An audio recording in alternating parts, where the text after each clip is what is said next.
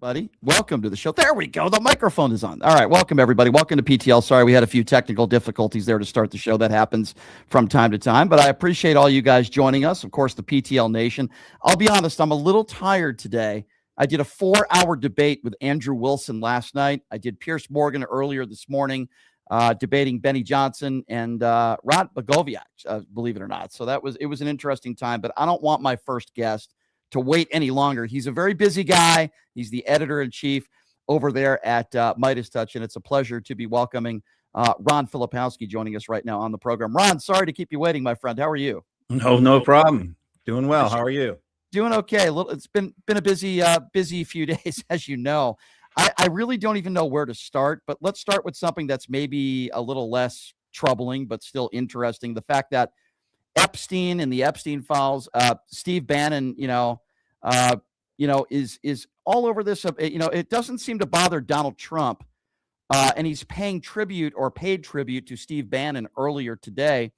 It's like these people are all over the Epstein files, and yet it doesn't seem to bother them at all. But yet, for the past 7-8 years, for years anyway, that's all they talked about. What do you make of this? Yeah, we continue to go through it, work our way through the files and pull things out of there that are pretty interesting. I'm going to post a couple today in my Substack. One of them is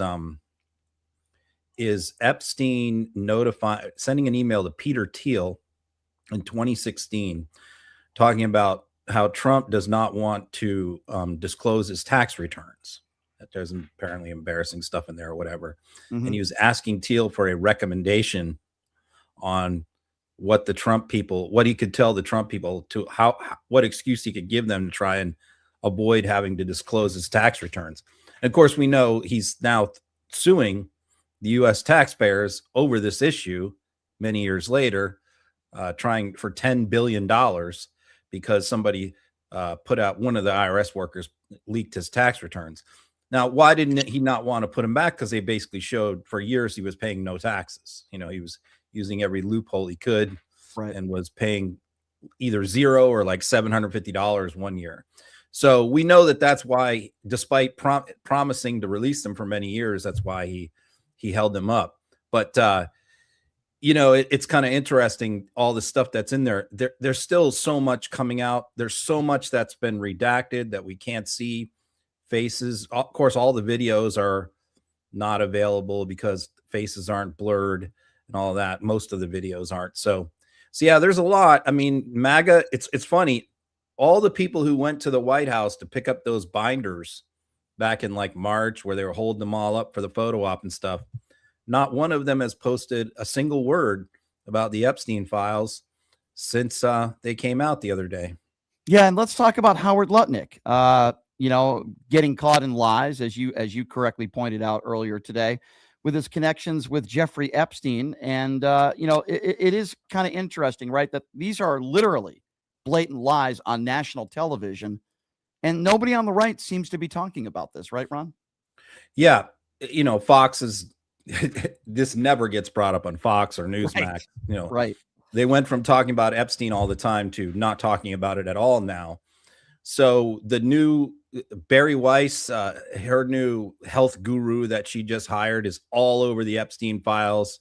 They had a relationship for years and years, well after he was busted and everything came out. He claimed that he asked Epstein about the charges, and Epstein told him it was just prostitution, not child sex trafficking. So, and he said, I believed him. I took him at his word.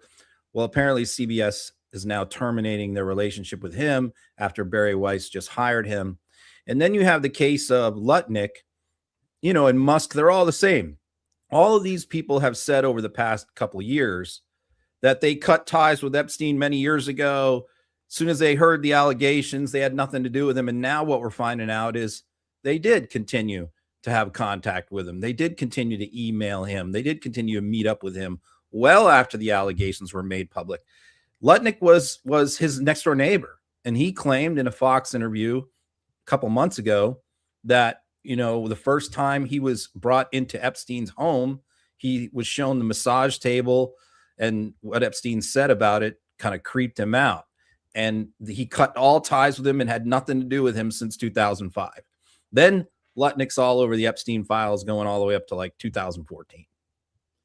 It's amazing to me, Ron, because I have debates with these people all the time in regards to not just Lutnick, but others as well, that are in the Epstein files. And of course, then there's Donald Trump, as you pointed out over the weekend. When you look at this man's history of the liable sexual abuse, the 25 women that have come forward that have accused him of rape or sexual abuse, sexualizing his daughter, right? What he said on the Howard Stern show. And most people will tell you, and yes, he has not been convicted criminally of anything, right? We both agree on that. But when you have these discussions, which I would imagine you do, or at least you see people defending Donald Trump, there's no smoking gun, there's no criminal wrongdoing. I mean, what do you say to these people? Because I just bring his background and his life and the fact that he was best friends with Jeffrey Epstein. I mean, what do you say to these people? I mean, I was a criminal defense lawyer for a long time, so I can accept like certain explanations that people give as far as how they get caught up and their name gets caught up in things. And look, Epstein was involved in some financial stuff, some business stuff, although as we now know from looking at the files, all of it revolved around this blackmail, sex trafficking. And it was obviously he was blackmailing these people, probably filming them engaging in sex acts. Well, he certainly was. And then you holding that over their head. And he targeted the richest, wealthiest, most powerful people in America to try and get dirt on. Right. And Trump was certainly one of them. Trump is in the Epstein files over 3,000 times. So you have to do this. It's not just that he's, mentioned innocently, or he's everywhere. He's probably mentioned in the Epstein files more than any other single individual. So then you take that and you add it into the context of, we have him on tape on Access Hollywood bragging about being able to go up to women and grab them and sexually assault them and get away with it because he's a star. We have him admitting on Howard Stern going backstage at the Miss Teen USA and Miss USA beauty pageants that he owned and bragging about how he got to sample the merchandise because he's the boss. We have him in interview after interview talking about how hot Ivanka was when she was young. And when he was asked what the two of them have most in common, he said sex, bizarrely, that him and his daughter have sex in common, which is, I don't understand what he's talking about there. But then you have 27 different women who have credibly accused him of sexual assault. 27 different women. One of them took him to court and won a civil judgment against him. So all the misogynist behavior. So in the context of all of the history, and then you add in he's in the Epstein files 3,200 times, it's kind of ridiculous for, Ma and Pa MAGA to sit there and go, he's totally innocent. That's true. I completely agree with you. Now let's talk about half the files, right, that have not been released yet. We're talking about 3 million, I think, was a number that I heard. that have not been released yet. We've already seen what has been released, and you're right, his name's all over the files. How damning do you think are some of these files that have not been released yet that people might be trying to protect? So to comply with the law, Todd Blanche, I guess, probably called the bluff of Ro Khanna and Thomas Massie and said, all this stuff that we're not releasing, which we're citing various exceptions to the statute, you can come look at it all and determine if you think that we've made a wrong decision. Mm-hmm. I don't think he thought that they were going to do it, but they both immediately, the same day, took him up on his offer, sent him notice saying, we and our staffs will come over there and we will review this stuff. So we know it very well be that the most explosive stuff has still not been disclosed, and they're going to go take a look at it. And, you know, I have my disagreements with both of them, Khanna and Massie, over different things. But on this issue, they've been pretty steadfast and pretty tenacious, mm-hmm. and doesn't seem like they're going to let this go. Ron, this might be a tough question for you to answer, but based on everything that we already know, do you believe that Donald Trump ever did anything illegal to children, to underage girls? Do you believe, based on what you know, that something like that may have allegedly happened? Certainly may. Yeah. I mean, I haven't seen the direct proof of it. It's one of these situations where it's a circumstantial case, you know? Right. Like, we don't have a video of it. We don't have him admitting to it.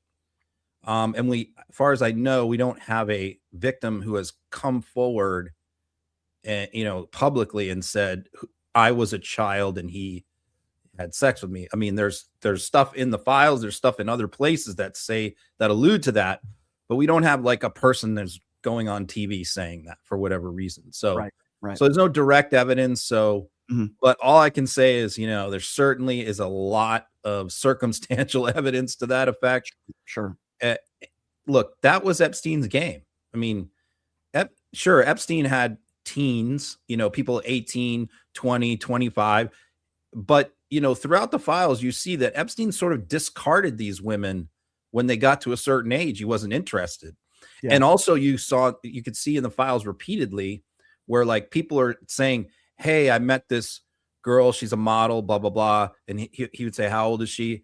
And the person would respond, oh, she's 20 years old. And he would ask, does she have a younger sister or some younger friends?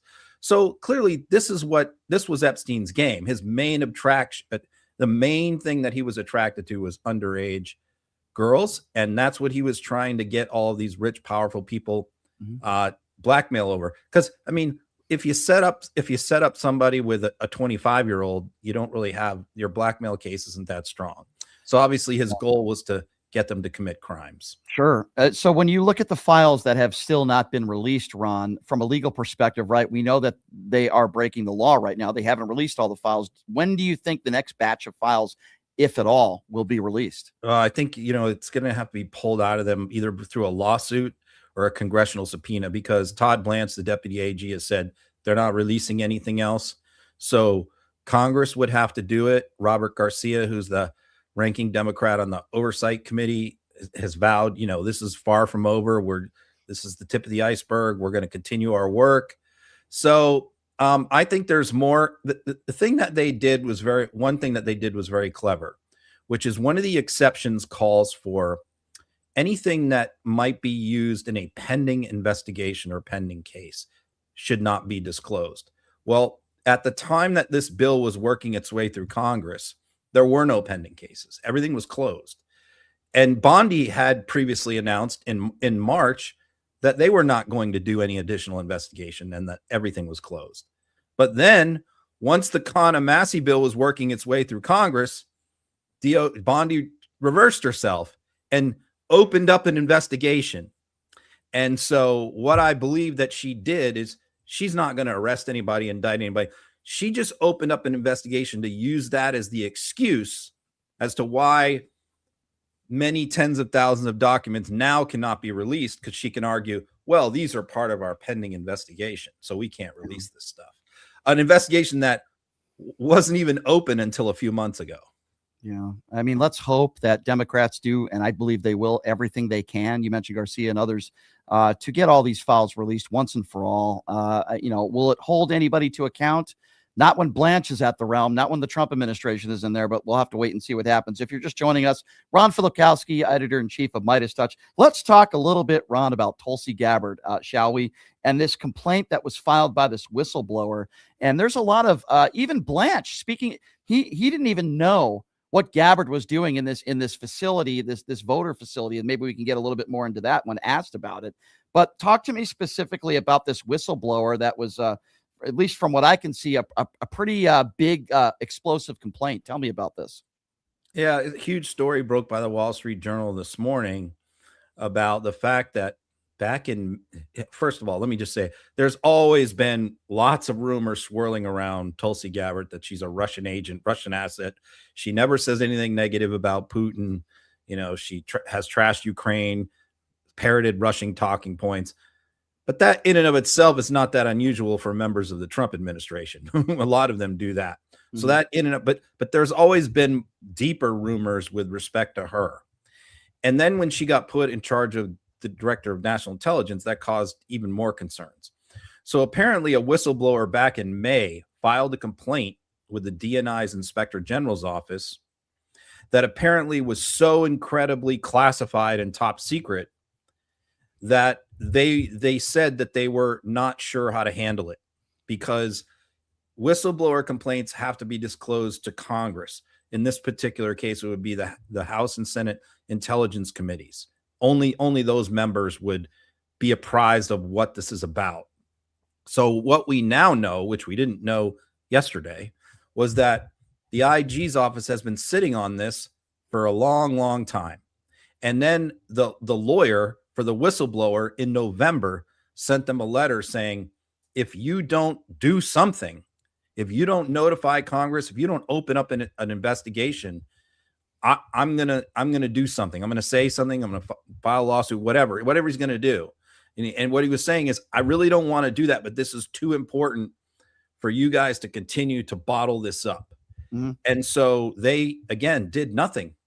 They apparently did send a letter to Congress saying that a whistleblower complaint against Gabbard had been made, but they did not tell Congress anything about details, what it was about, nothing. And so Congress has said, well, we'll designate a representative from each committee to come and look at it to see what this is all about.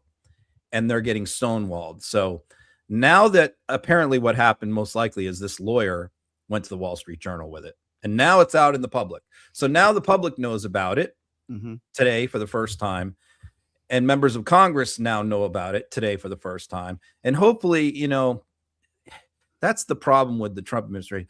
You're so caught up and so distracted in all the chaos, whether it's ICE, Venezuela, Greenland, the shutdown, that sometimes it's hard to keep your eye on the ball on these kind of things, which are incredibly important, but they don't necessarily translate in like winning elections, but they're important to national security. And so, but we have good Democrats on both the House and Senate Intel committees that are pretty tenacious. And I'm sure now that they're not going to let this go. No question. And I haven't even brought up Kristi Noem's name yet, but as you know, she put blame on Stephen Miller and Donald Trump to an extent. She's like, I'm just doing what I'm told, right? When after the Renee Good shooting, an hour after, she calls her a domestic terrorist. When it comes to Alex Preddy, says that he reached for his weapon. I think she used the term, I'm trying to remember exactly the verbiage that she used. But there's no evidence that he ever reached for his weapon or even tried to attempt to show it at any point there. And legally, he was carrying. What do you make of this? And the meeting that they had last week where Trump doesn't even, mention her name or call on her or anything. Do you feel like Kristi Noem's days are numbered here? Well, we know that articles of impeachment are going to be introduced by Democrats against her. I mean, they'll probably go nowhere, but that'll be something for the midterms. I noticed that Schumer's PAC has already just bought a bunch of ads against Susan Collins in Maine over Noem, which is kind of interesting that they're using Noem against Collins because she voted for all the funding for DHS and ICE. So Trump had two choices here. He could have fired Kristi Noem, But Trump never wants to. If you look at Trump's pattern of firing people, he never fires people immediately when they're embroiled in controversy, because he doesn't want to be perceived as, what he says, caving to the Democrats, caving to the media, Right. caving to the mob. So he always waits a month, 2 months. He did it with Mike Waltz on Signalgate. You know, he didn't fire him right away. He waited.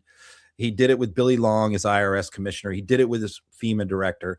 I mean, that's what he does. He will wait a few weeks and then he will make his move at a time when they're, you know, that person is not in the news. So that could very well be what's happening, you know, that she could be gone. But what he has chose to do in the meantime is basically sideline her from the immigration stuff. You know, DHS does a lot of stuff. They do all kinds of different things.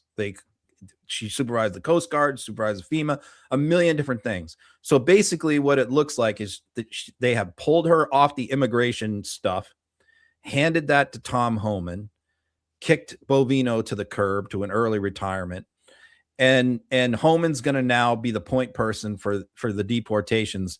And they basically have just told Noam she's out of that business now. No more outfits, no more showing up in camo with guns and flying in helicopters and all that, and arresting, handcuffing people and doing perp walks or flying to El Salvador. She's apparently off of all that and has to work, you know, in DC now. So we'll see how long that goes. But she's just become such a deeply unpopular lightning rod, both on Capitol Hill and with the American public, that they want to sideline her. Last question, Ron, because you mentioned the word unpopular.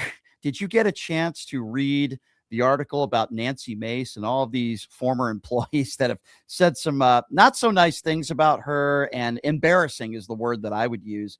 What do you make of this story about Nancy Mace? And she tried to get in front of it last night, saying that these are just false attacks on her and her character. What do you make of this? So I was mildly disappointed in the story because I was told something yesterday about it, about what was going to be in there by a pretty good source. And the reporter who wrote it follows me on social media. We follow each other, you know. So I thought what I was told was it was going to be much worse than that, the things that I was told. So I was sort of looking, and then when she made that post last night saying they're going to do a hit piece on me, this is just a liberal media, I'm like, the fact that she's like preemptively out there confirms to me that what I heard was true. And then I read it, and yeah, I mean, there's some embarrassing stuff there, but a lot of it is stuff that's been out there in the past, how all her staff hates her. They've all quit. You know, she's a weirdo. She talks about sex in the office all the time. She's an alcoholic. You know, the new things in the story was that she would send them out on like vodka runs and stuff to go get booze for her and bring it to her place, that she was using staff to clean her Airbnb rental so she didn't have to hire cleaning people. I thought the funniest one was how, you know, she was having her staffers go on Reddit and vote for her and like the hottest female in Congress. And they were going on there voting for her to get, she wanted to win that. You know, that was pretty pathetic. But I will tell you that the stuff I heard was pretty credible and was even more explosive than that. My guess is probably what happened is the lawyers for the New York Magazine got involved and cut that out of whatever was supposed to be in the story. That was even better. Well, who knows? Maybe it'll come out. I can't say what it is, unfortunately. No, I understand. But if you're saying it's pretty damning stuff, I'm sure it would have been. But, you know, at the same time, maybe it will come out at some point, but maybe not right now. Mr. Ron Filipkowski, we'll let you get back to work. I'm looking forward to reading your Substack today. If you want to give us a quick preview of that before I let you go. Yeah, some new Epstein stuff. Some stuff on the Grammys last night about some stuff. By the way, did you see the performers were announced for Turning Point's Super Bowl halftime alternate show to Bad Bunny? Yeah. Did you see the headliner? Who's the headliner? Tell me. Kid Rock, of course. Of course. So the other three people I've never heard of, to be honest with you. I try and keep up a little bit with the modern music industry, but and I love Billie Eilish. Do you have the names? Yeah, I do. And I love Billie Eilish. So, you know, I was very happy to see her win. And Bad Bunny, Ice Out. I thought it was great. I thought everything. So this is because Bad Bunny is too woke and they're doing an alternate halftime show. So here's the names. Kid Rock is 4 people. Kid Rock, Brantley Gilbert. Don't know who that is. I don't know. I don't either. Lee Bryce, I think he's a country singer. I could be wrong on that. And Gabby Barrett. Those are the three Wow. big acts that they have to go head to head against Bad Bunny. So that in theory, like what they saying is all the MAGA people are going to, like, when halftime starts, they're all going to leave and go watch those people. Hey, can me ask you a question? How many less people watching this halftime show than the Melania Trump documentary? I think it's going to be pretty close. I don't think anybody is going to be watching this Turning Point halftime thing. I think it's a joke. And I think the Bad Bunny performance is going to be, I've heard he's going to be wearing a dress or something, which, by the way, is going to drive the people on the right crazy. I don't think anybody's going to be watching this halftime show except maybe an extremely small percentage of the right-wing nutty grifters. Yeah. And Green Day is also performing too. By the way. Love Green Day. Love Green Day. As you know, and Bad Bunny just won Best Album. Yeah, he just won first Spanish language album to ever win that. So, and he was emotional. It was fun to see. He's the biggest performer right now in the world, and they're going with Kid Rock. Ball with the ball, the bang, the bang. Are you telling me, Ron, you're not a big Kid Rock fan? Is that what you're claiming? I mean, it's about as lowbrow music as you can get. You know, is he still dating Lauren Boebert? Didn't that happen like months ago? Is that over with now? I think she has like a serious boyfriend now. I don't know his name, but I just read about that she's apparently like got a very serious boyfriend now that she's hooked up with. Well, look forward to seeing them at a Beetlejuice play near you at some point down the road. Ron. Or a Melania movie. Yeah. Oh, God. You know what? I heard a really funny joke before I let you go. Somebody said to me, a very popular left-wing podcaster said to me, Brian, taking your date to a Melania movie right now is a great date. And I said, why? Are you crazy? And he says, because the entire theater will be empty. You'll have her to yourself. I said, okay, well, I guess that makes sense, right? I don't know. But anyway, Ron, thank you so much for joining us. I really do appreciate it. And we will catch up with you soon, my friend. Thank you so much. All right. See ya. All right. Take care. That's Ron Filipowski, everybody from Midas Touch. Here's what we're going to do. I don't know if my guest is on right now. He is. Okay. Well, you know what? I don't need to make my guest wait. I don't like making my guests wait. I was going to take a break. Why would I do that? We go from one guest to another one. Obviously, we just had Ron Filipowski from Midas Touch joining us on the program. The guy who's joining me right now, I have a feeling, as I think my camera's flickering a little bit, but I think, are we good now? Okay. So the guy joining us on the show right now, his name is Walter Hudson. He is a state representative out of Minnesota. Now, we're probably going to disagree on some stuff, which is great. That's why I have these people on. He is defending ICE. He is defending those ICE agents in Minnesota, and I certainly want to talk to him about that, and I appreciate him being here. Walter, it's good to see you. Thank you so much for coming on. How are you? Doing fantastic. Appreciate the invite. It's actually kind of rare to get somebody who leans progressive to want to have a conversation, so I'm looking forward to the experience. Yeah, I appreciate it, Walter. That's all I do, my friend. I mean, I think interviewing people that I agree with is certainly more boring, in my personal opinion. I agree. So I mean, I did a 4-hour debate with Andrew Wilson yesterday, so that was very exhausting. And I did Pierce Morgan and I debated Benny Johnson today. So, this is a regular for me. So I appreciate you being here. All right. So tell me where you think I'm wrong. I believe these shootings were unjustified. The Renee Good shooting, certainly the Alex Preddy shooting. I don't think they were just shootings. What is your take on this? Well, listen, I think there's a couple of things to consider, right? So the question of whether or not the shootings themselves were justified is something that's ultimately going to be determined by investigators. And there's a lot of factors that go into that, not all of which are necessarily evident in a cell phone video taken from some distance away with, whatever resolution the witnesses were utilizing. So I think that question is something that properly ought to be determined by those investigators. But in terms of the circumstances that led up to both of these incidents, it's very clear that these folks were putting themselves into extraordinarily dangerous situations by breaking several federal laws. You're not allowed. What laws did Alex Preddy break? The U.S. code that says you can't impede with law enforcement. How is he impeding? By directly trying to get between them and a subject that they were engaging with during an active law enforcement operation. What I saw was him reach out his hand and help a woman up and put an arm around another woman. I don't know. I don't know why you would characterize that as impeding. What was happening with that woman at the time? Well, these were two women. I suppose that they were arresting, but they didn't put any handcuffs on them. And I think it's a natural human reaction. At least this is my opinion. You can disagree with me. But when I see a woman on the ground, my first reaction is to put my hand out and help her. You said these investigations need to be investigated. Can you tell me how long did it take for the DHS to claim that Renee Good was a domestic terrorist? Because last I heard, Kristi Noem said that in an hour, and there is no more investigating that. They haven't done ballistics. They haven't done an autopsy. They haven't interviewed witnesses. They've already said there's nothing to see here. Do you think that's a responsible investigation? I think there's a reason why Kristi Noem is getting coffee right now while Tom Homan comes into Minnesota. I think the administration wanted to have a more controlled and responsible operation here without changing the actual core mission.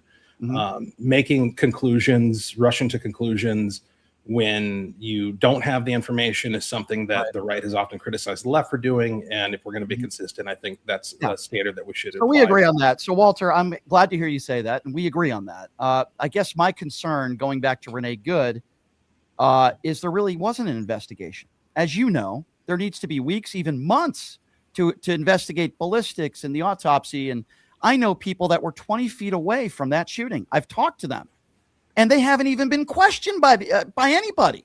To me, that's not an investigation. And then in this investigation, when it comes to this man, Alex Preddy, again, Kristi Noem says he brandished a weapon. He did not. You have Stephen Miller, who calls him assassin. Then he had to walk back. I don't trust the DHS. I guess my question to you is, and maybe we'll agree on this, I don't know. I want an independent investigation on both of these shootings, and then let the chips fall where they may. Would you agree with that?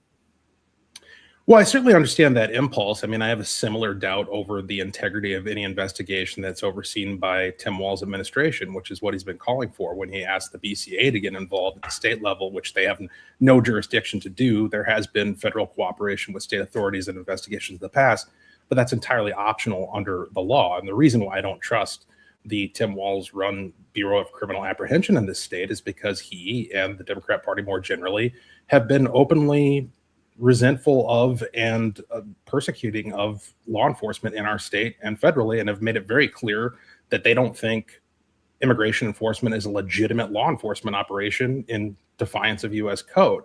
So I don't think we can trust those people to be fair. Yeah, but why do they say that?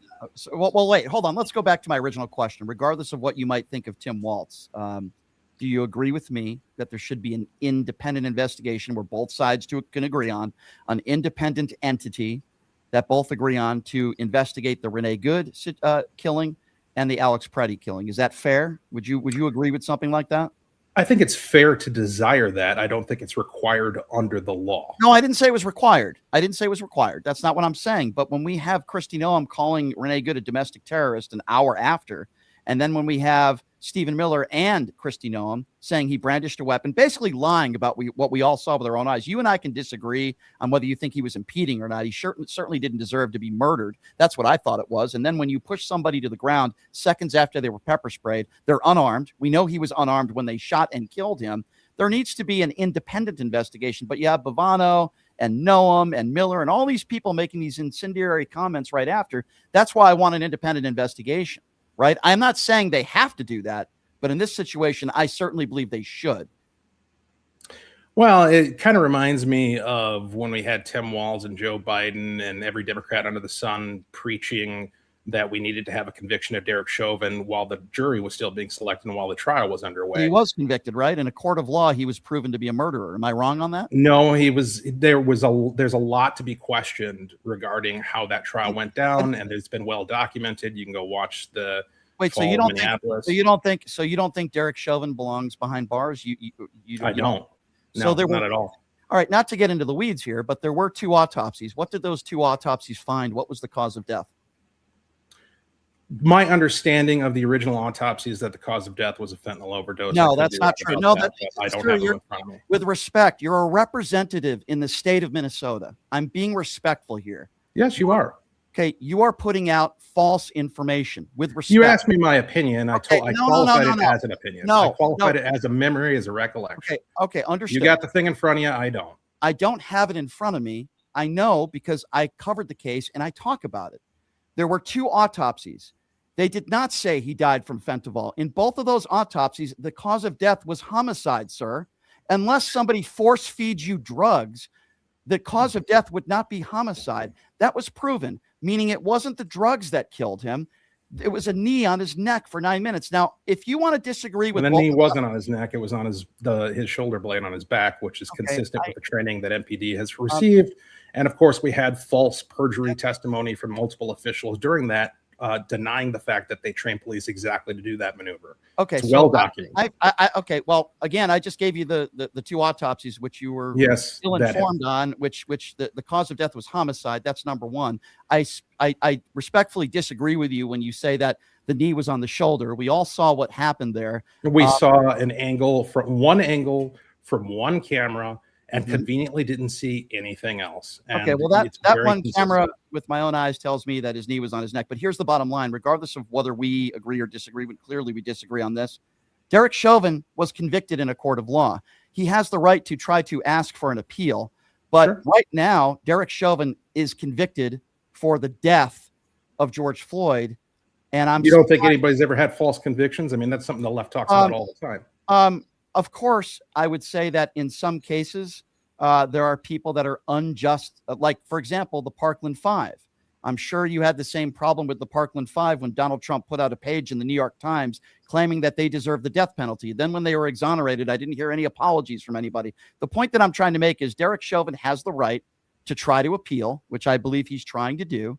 I disagree with you. And I think if we're going to talk about the actual case and cause of death, you probably should know that the two autopsies found that it was homicide, not fentanyl. That is not true, sir. Can you admit that that's not true, what you said? Absolutely not, because it's very clear when you overdose on fentanyl, you're going to end up dying. That's how that works. This is what listen, I'm not going to take the authority of an autopsy that was made under extreme political pressure from every Democrat in the country. So there were two autopsies. With our streets on fire, our businesses on fire, chaos in the streets, allowed by Tim Walz, allowed by Mayor Jacob Frey. Under those political circumstances, I'm not going to ignore the fact that it's very likely that there was some degree of influence over how those autopsies went down in spite of the document. So Dr. Michael Baden, who's been doing this for over 50 years, who has never had any complaints, by the way, Dr. Michael Baden, you don't want to take his word. You have zero medical experience, I would assume. You're a representative in Texas. I'm glad you're on this show. Minnesota, I apologize. And you don't want to take the word of Dr. Michael Baden, who performed the autopsy, and you want to discredit him in saying Democrats must have got in his ear with zero evidence, by the way, to back that up. You actually have to have some real evidence to make the claim. Tons of public statements, the city burning, people in the streets, no law enforcement.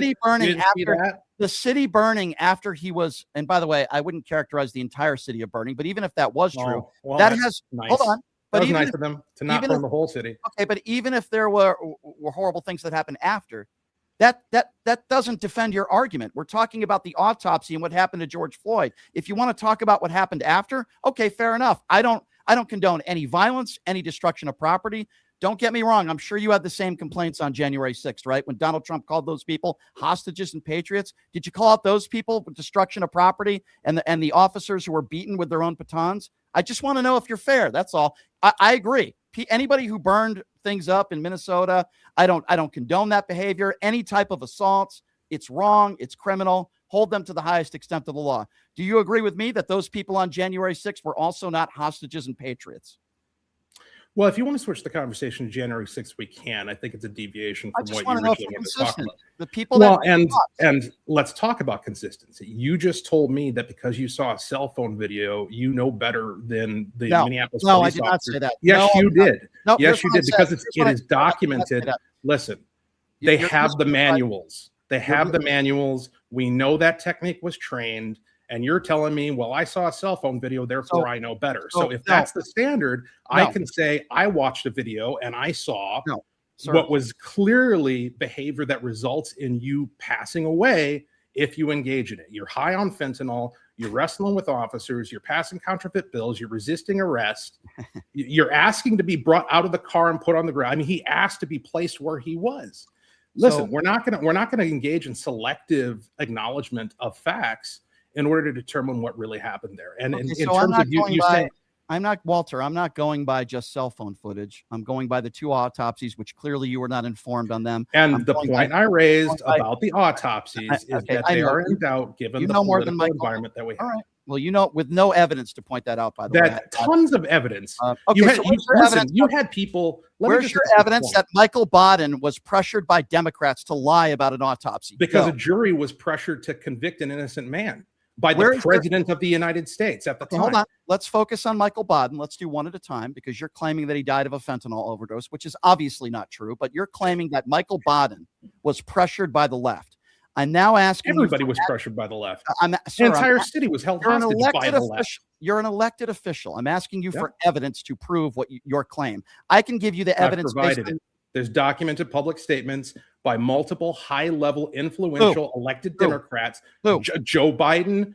So Joe Biden pressured Walls. So Joe Biden pressured Michael Baden. Literally every Democrat was out there saying this guy needs to be convicted. He's a murderer. They were declared. I mean, you're coming at me because the Trump administration was making premature conclusions about Good and Preddy. But that is all that happened after the George Floyd killing. Chauvin was convicted in the public by Democrats on day one. There was no chance for him to have convicted by Democrats. Can you name me one person on the jury that was a registered Democrat? Do you know their name and their? It doesn't matter. It doesn't matter. No, it doesn't matter. Okay, so hold on. You're saying that only. With respect, just let me respond. It does matter, because you're making the claim that Joe Biden somehow pressured Michael Baden to lie in an autopsy, a guy who's been doing this for 50 years. That's not evidence. When somebody claims that they think that it was murder and what we saw was murder, and somebody makes a statement like that, that doesn't mean Michael Baden, who's been doing this for 50 years, conducts an autopsy and says, oh, well, the president of the United States thinks that this is murder, so I'm going to lie on an autopsy report. Sir, that is insane what you are saying. You have zero evidence. And by the way, you dodged my January 6th question. You talked about. If you want to talk about January 6th, we can talk about January 6th. Well, the reason why I brought it up, sir, is this, Walter. Okay, you're talking about Minnesota and a small percentage of people that did some violent things, which, by the way, I don't condone. I've called it out. Whether it's January 6th or a Black Lives Matter protest, I don't condone violence in any way, shape, or form. And you're calling that out. Okay, fine. You're a representative out of Minnesota. Okay, I understand that. But did you also call out the violence that took place on January 6th, particularly those who beat cops with their own batons? We've all seen the videos. Did you also call out those people? Yes. Okay, so you disagree. Thank you. So that's all I wanted to ask you. So you disagree with Donald Trump generalizing all those people as hostages and patriots. You don't agree with that, right, Walter? Just as I disagree with painting them all with a broad brush as being equally complicit in crimes. A lot of them are not all violent. Yeah, they're not all. Absolutely. I agree. They're not all violent criminals. I think there's a chance that some of those people were overcharged. Absolutely. But Donald Trump pardoned all those people. If Joe Biden pardoned all the people that, as you say, burned down your city, you would have had a problem with that, right? Yeah, I had a problem with a lot of the pardons that Joe Biden put out, especially his own family. Fair enough. So did you have a problem with the pardons that Donald Trump put out, particularly all those 1,500 people on January 6th, half of them that were convicted of violent crimes?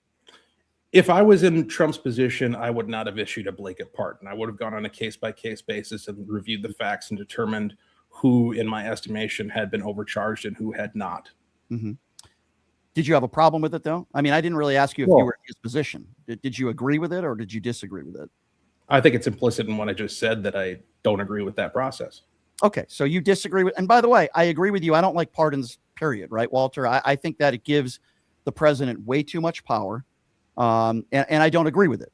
So at least we agree on that. I would just ask you, Walter, to please go back to looking at the evidence in the case and the autopsies, and please find me any law enforcement precinct in the country that states when you're on your stomach and you're handcuffed and you're not resisting, that it's okay to put your knee on somebody's neck for 9 minutes. That's not what happened. So. Well, I saw the video. You say it was on his shoulder. I say it was on his knee. I certainly disagree with you on that. But we do agree that you wouldn't have a problem with an independent investigation, right, into what takes place. I want to ask you something else, because in Minnesota, where you are right now, there are videos of ICE officers randomly going up to people, asking and demanding for ID and paperwork. I've seen the videos all over social media.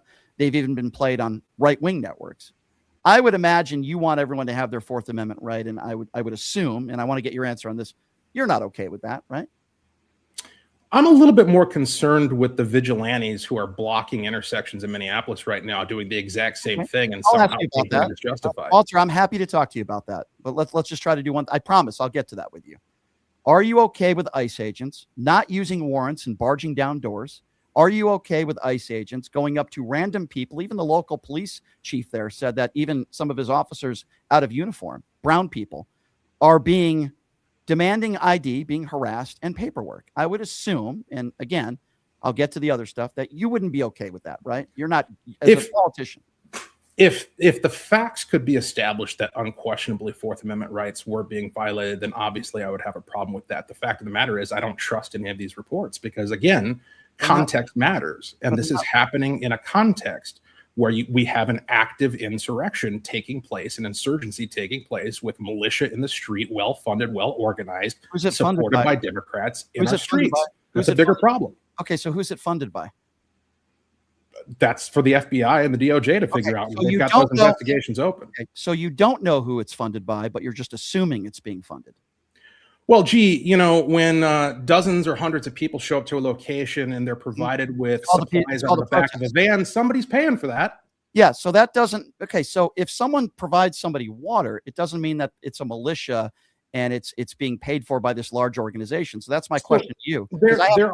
There are multiple military operators who are deployed overseas who have been observing the fact that what we're seeing in terms of the level of organization and the tactics being deployed in Minneapolis right now are recognizable as exactly the type of insurgency operation they experienced in the Middle East on deployment.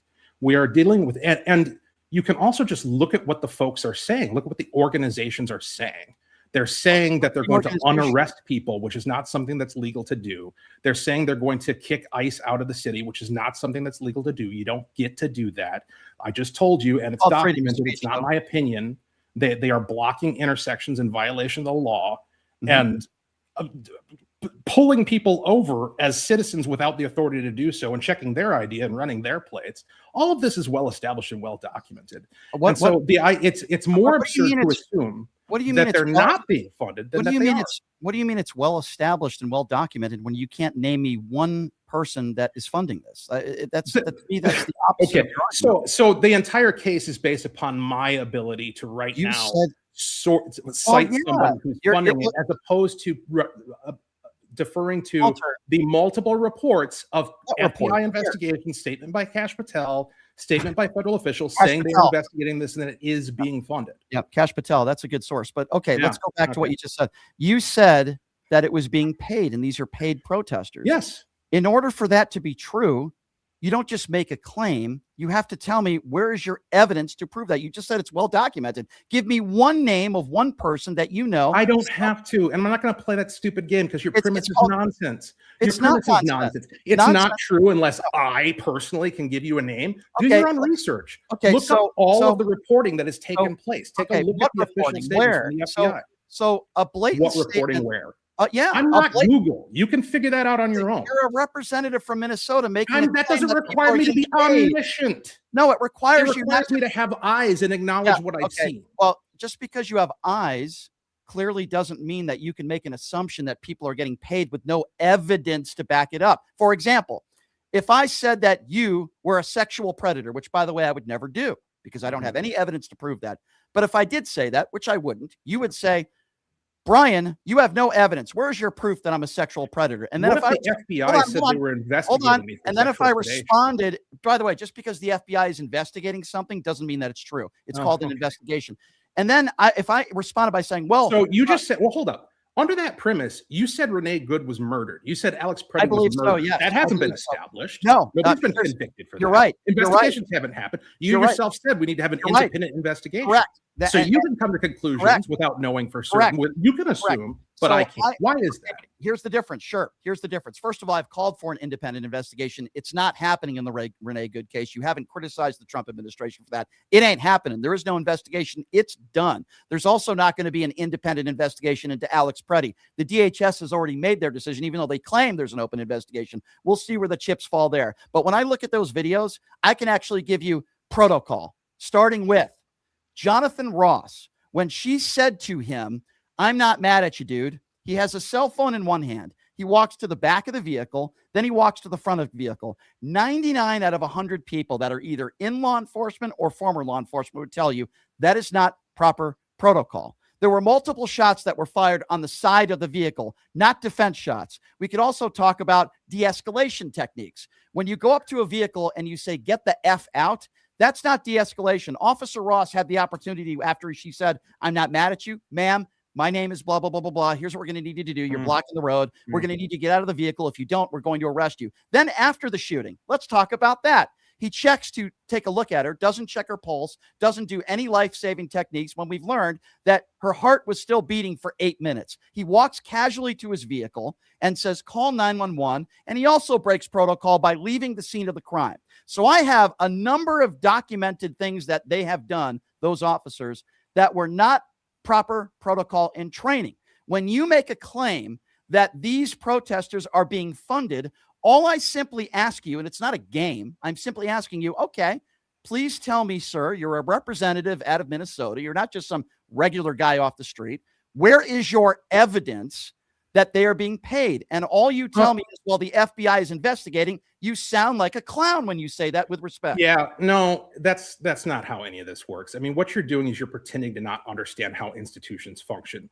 Do you agree or not that these operations, these insurgent operations, are being organized by actual entities that have funding? Okay. Or so is any entity that. that has funding engaging in this organization? I'll answer that by saying this. If there is an entity that is funding this, then tell me who it is. Otherwise, don't make a blatant claim when you can't give me an answer. I'm not going to pretend that you, come on, this is so silly. Tell me. You're acting like you don't, like you've never even read a single report. You want me to sit here and pause the show while I Google it? Is that what you want? No, what I want is... Then what you want is you want to be able to claim that because I'm not Google, that... So do you really want to go on the record? Just let me ask this, and then you can say whatever you want. Do you really want to claim on the record that there are no organizations with funding who are involved in these insurgent operations against ICE? Is that what you want to claim? I want, first of all, I'm not claiming anything. All I want is evidence before I make that case. And by the way, if somebody... No, there's a thing called logic, right? Like there is. You don't have to, I don't have to prove that there's gravity. I don't have to prove that the sky is blue. Yeah, we're not You're talking ignoring about, basic aspects of how institutions work. Okay, sure. And how things function. Sure. So and then making me have to go engage in this rudimentary proof of established facts in order to have a credible opinion. I would say I went to school and there's proof and reason behind gravity and why the sky is blue. When somebody and we all know that there are organizations that have funding that are engaging in these protest activities. Quote unquote. I'm sure there are organizations in general terms that fund certain people that are right-leaning and left-leaning. But when you make the case that it's happening in Minneapolis, you're a state representative, I want to know what evidence you have, or an organization, or gosh, anything that would lead you to believe that that is happening. Because here's what I have done, and I tend to think that maybe you haven't done this.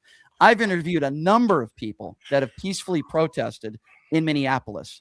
None of them have ever made the case that they are paid. Did somebody give them a bottle of water? Sure. A good American citizen, a good Samaritan. I was given bottles of water at Black Lives Matter protest. Does that mean I was funded and I was paid to be there? No, of course not.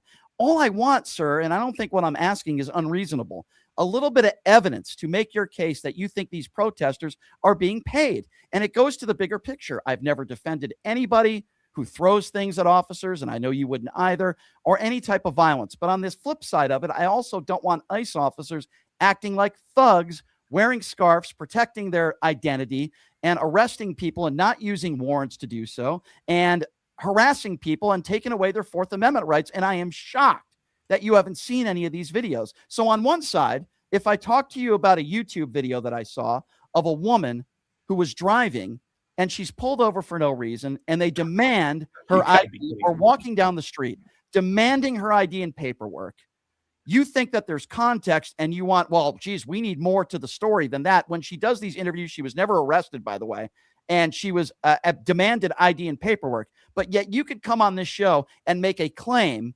unsubstantiated by anybody, that these people are getting paid to protest. Do you understand, Walter, where I'm coming from? No, I don't at all. You It doesn't don't? make Okay. no sense. Okay. I'm not Perhaps making you wanna any move on. sense to you at all. No sense to you at all what I just said. No. None? Zero? Zero. None. Yeah, again, you're selectively acknowledging some observations and facts and completely ignoring others. You don't want to talk about the fact that this is happening in a context where multiple federal laws are being violated en masse in organized and well-funded fashion. You're pretending that there aren't organizations involved with dealing The views with and it. opinions expressed They get funding from somewhere. program are those of the program. Sorry about that. We have some No problem. audio playing in the background. Go ahead, Walter.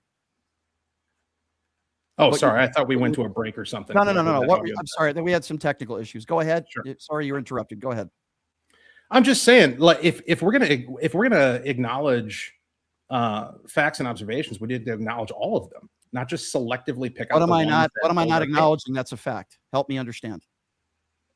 I'm kind of tired of the argument at this point, because you're not going to acknowledge the fact that this is something that's being organized by multiple And that's a entities fact. that have That's a funding. fact. Can't Yeah, name me one of course it's organization. a fact. Can't name me any names or any organizations that are paying for it, and yet you want to come on this show right now as a state representative and say it's a fact. Walter, the Yes. earth is not flat. You have no Mhm.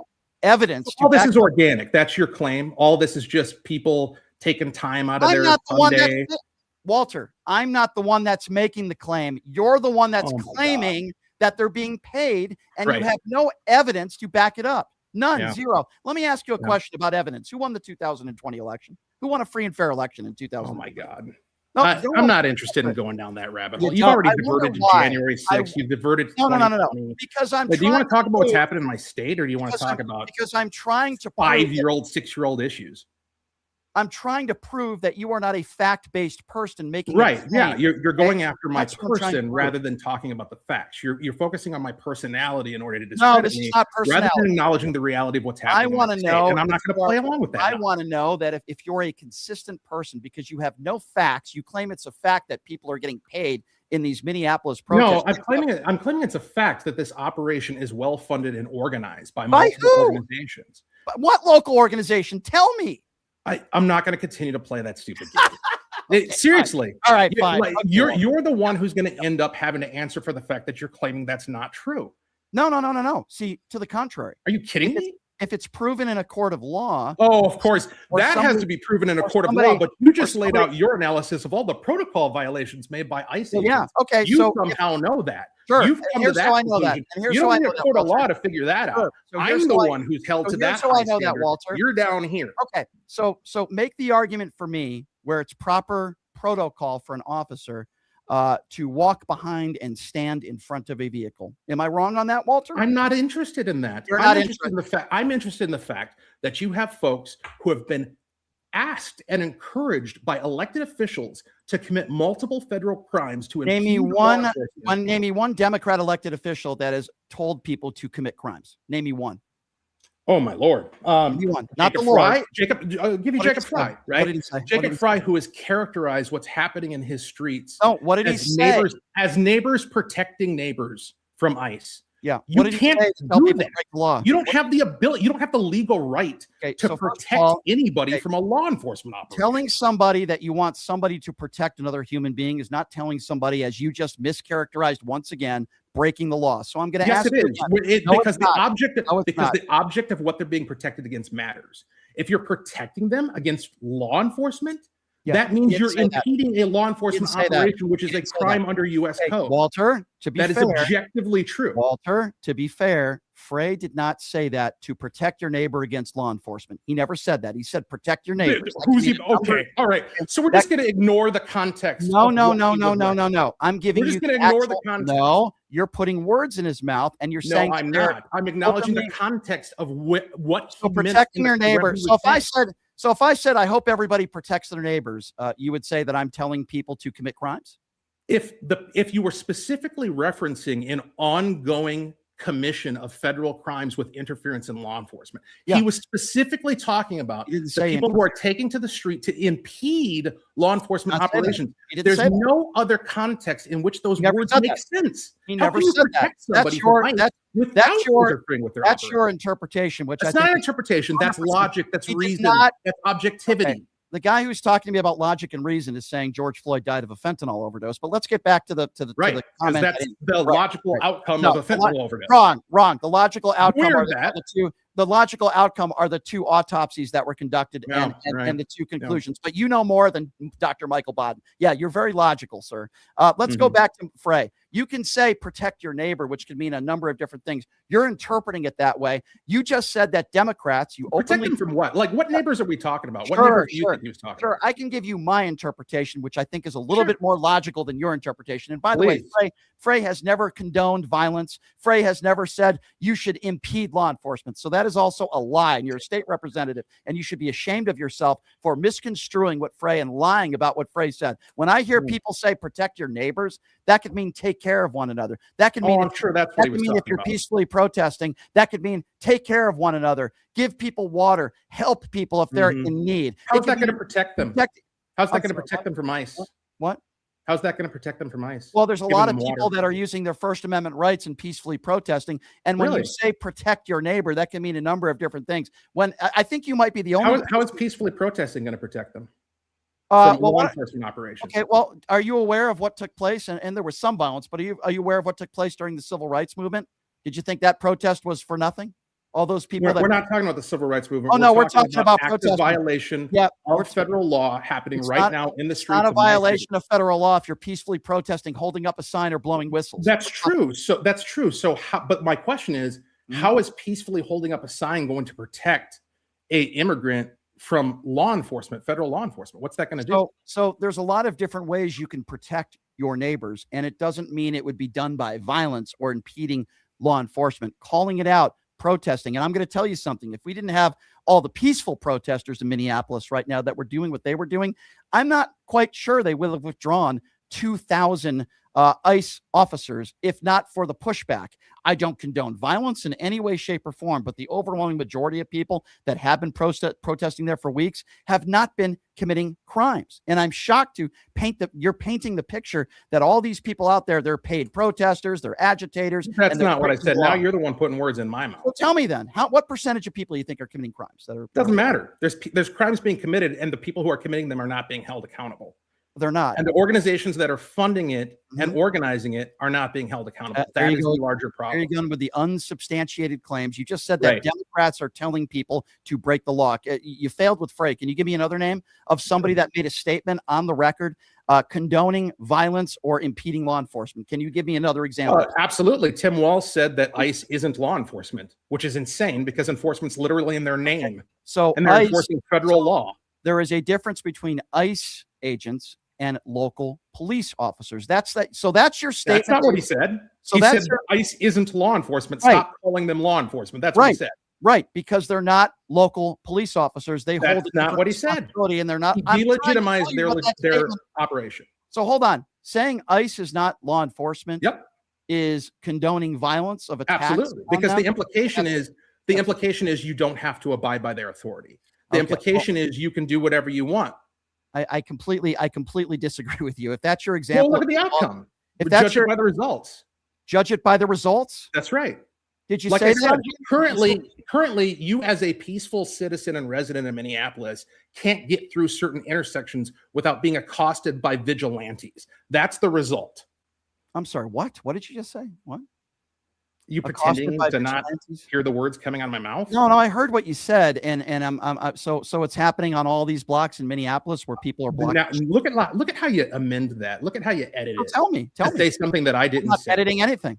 You absolutely just did. You can roll back the tape. Really hard to edit. As a peaceful resident of Minneapolis, there are intersections that you can't get through without being accosted by a vigilante mob right now. That's the result of this rhetoric from Tim Walz. I've interviewed people that live in Minneapolis. I've talked to many of people, and they would characterize that as not true, what you are claiming right now. But if somebody is breaking the law, impeding traffic, literally been reported on by local news agencies. But there's video out there right now you can go look at. But you know better than me. If there are a group, well, I think I do. But if there are a group of individuals that are impeding traffic, then obviously that's against the law, and I don't condone that. Just because. So why? Okay, I appreciate it. Hold on. Just because you're impeding traffic doesn't mean that you deserve to be shot. Doesn't mean that you deserve to be killed. None of them got shot. Renee Good wasn't shot and killed. Renee Good wasn't shot and killed.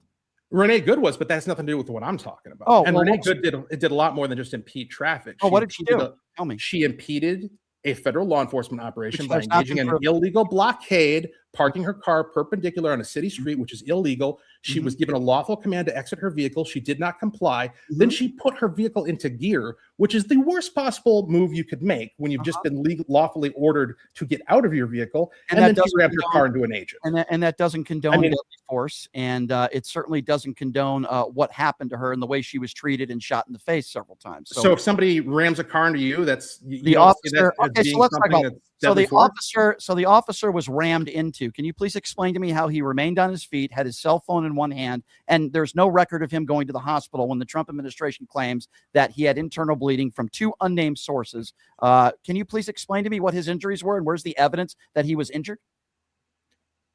Hold up. So your claim, the premise under there seems to be that unless he was gravely injured, there's no reason why there should be any sort of defensive in the car when it was in driving a car.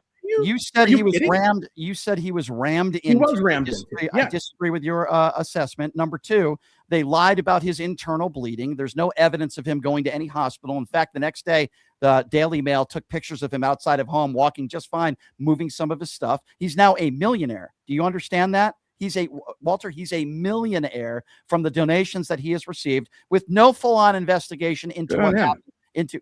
Good on him. Yeah. So you think he deserves millions of dollars for what took somebody place? does. That's why they gave it to him. So you think he deserves it? I didn't give it to him. It's not my millions of dollars. What does it matter? What is stupid? I'll tell you why it matters. No, there's nothing I'm saying that's stupid, sir. I think if anyone's listening to this interview, I think someone can make the correlation to who is stupid here with all due respect, sir. But the bottom line here, sir, is when you're in an officer-involved shooting, and by the way, most of the country and even Fox News polls say that was not a good shooting, that the L and again, that will be determined by the investigators. No, it won't. This is where you're wrong, and you're a state representative. They have not done a full investigation. Do you want me to say it again? Listen to what I'm about to say, Walter, and let me educate you, okay? They are not investigating this any further. They haven't done ballistics. They haven't done interviews. They haven't done a damn autopsy. Stop saying it's going to be investigated. They've already said they're done with the case. You're a state representative. You want fairness? Why don't you call that out on this show right now? You don't know what you're talking about. There hasn't been a full investigation. What I know is that when someone drives a car at you, you can shoot. Yeah, now you move. Absolutely. You just 100%. Said there's a full investigation. That's what happened. Somebody drove a car at somebody and they got shot. You can expect that outcome. Don't drive cars at people, whether they're law enforcement or not. Okay, first of all, your characterization, most people would disagree with. But even if we disagree, it doesn't matter because that's the law. It doesn't matter if they agree with it. It does matter. You just said you're saying it should be legal for people to drive cars at you. Obviously, I never said that, and that's the dumbest thing. That's the implication of your position. That you should just be able to drive cars at people with no consequence. Again, if you actually watch all the videos and angles of her turning her car, you would see that she's not trying to. Yeah, you could see that. But however, I want to go back. Should she have been in gear? I want to go back to what you just said. Order to exit her vehicle. This is really important. Of course, I wish she got out of the vehicle, but there's a lot of. I would imagine she was very scared. I wish she got out of the vehicle. Is that an excuse for violating the law and refusing lawful orders? You just said there's going to be a full investigation. What the hell are you talking about? You're a state representative. You don't even know what's going on in this case. Are you going to repeat what you just said with more misinformation? Is there a full investigation going on right now into the Renee Good shooting? Yes or no, sir? I have not verified any of your. You haven't verified anything you've said in this entire interview, so I'm going to correct you for the record. Well, you don't know what you're talking about, so let me help you out. Okay. There is no full investigation, so if you do another interview with a right-winger who probably won't ask you tough questions, there is no full investigation. A couple days after this, they already announced, we're done here. There's nothing. So in other words, what I'm hearing you say is that because there wasn't an investigation that you approve of, there hasn't been an investigation. No. It's not an investigation that I approve of. In any officer-involved shooting, in most cases, they will do ballistics. They will interview witnesses. Who's ultimately responsible? They will perform an autopsy. The DHS was supposed to do that. They didn't have a full investigation. They won't work with local officials. They haven't done. They won't work with local officials. No, they won't. They will not allow. Local officials won't work with them. That's the whole point. That's why all of this is happening. They will not allow local officials to help them in the investigation. But even if you disagree with that, You keep saying there's an ongoing investigation and let's see what happens. What I'm trying to tell you, sir, that in an officer-involved shooting, you do all these things like an autopsy and ballistics and you interview witnesses and all the officers. They haven't done any of that stuff, but yet you keep saying there's an ongoing investigation. You are wrong, sir. We can have differences of opinions. That's fine. You think the shooting was justified. I obviously disagree with you on that. That's fine. We both agree there should be an investigation. I agree with you, but you keep saying there's an ongoing investigation. Why don't I actually you don't know what you're talking about? I actually didn't say. In fact, we started out this conversation establishing the fact that I don't know whether either of these shootings were justified. Now you claim, great. You claim that the case has been closed by DHS and there is no investigation. Not both cases. Okay. Not both cases. Okay. Case. Okay. In the Renee Good case. Yes. If that's the case, then I guess we'll just never know, will we? Are you okay with that? I'm not. You're not.